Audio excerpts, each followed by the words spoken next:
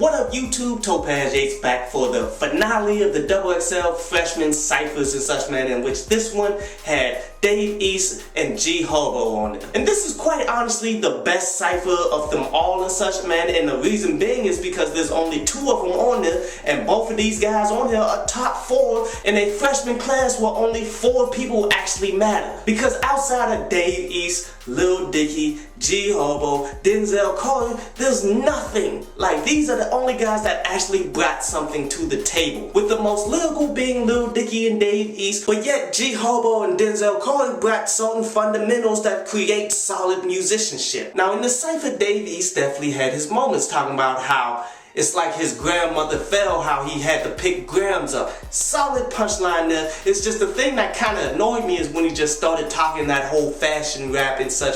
And that's a lot of things that New York rappers always tend to do. Like, they try to constantly rap about all of these fashion stuffs and try to use it as punchlines, man. And yes, it does show off vocabulary and all, man, but I feel as though it's been done way too much.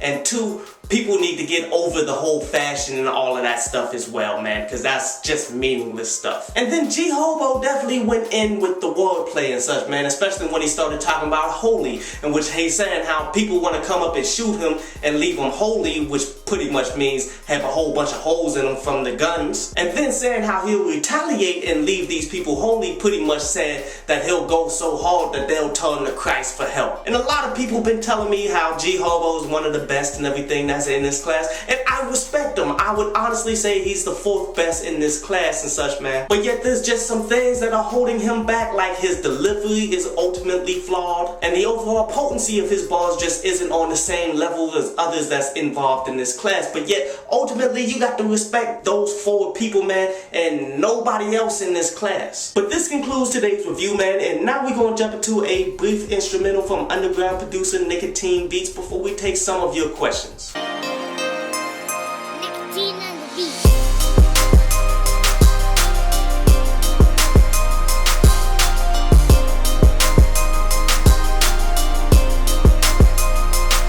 So Verligan says that all the people that's knocking Lil Uzi Vert or Lil Yachty, they're all hip-hop elitists that take hip-hop too seriously, man. And what are you actually talking about here, dude? Because all people want that's involved in hip-hop is quality musicians. Hip-hop is pretty much the only cultural thing that Black Americans actually have. And for you to not take that serious at all, and you just want nonsense people to come out and everything, that shows you how weak you are. And Little Quincy says about the last cypher that it's strange that they put 5 people in one cypher, leaving only 2 for this one. And you know what? You're absolutely right, and I can't figure out why they would even do that. I mean, it quite honestly comes off as Kodak Black, Lil Uzi Vert, Lil Yachty, all of them dudes wanted to be together, so therefore they made accommodations for them, even though it left only 2 people for the last one, which it makes no sense at all. But in the end, why should we even care, man? Because this XXL list continues to lose respect every year.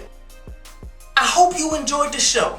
You can follow me at Twitter up there, and you can go to downloadpaz.com, that's down there, to read today's article.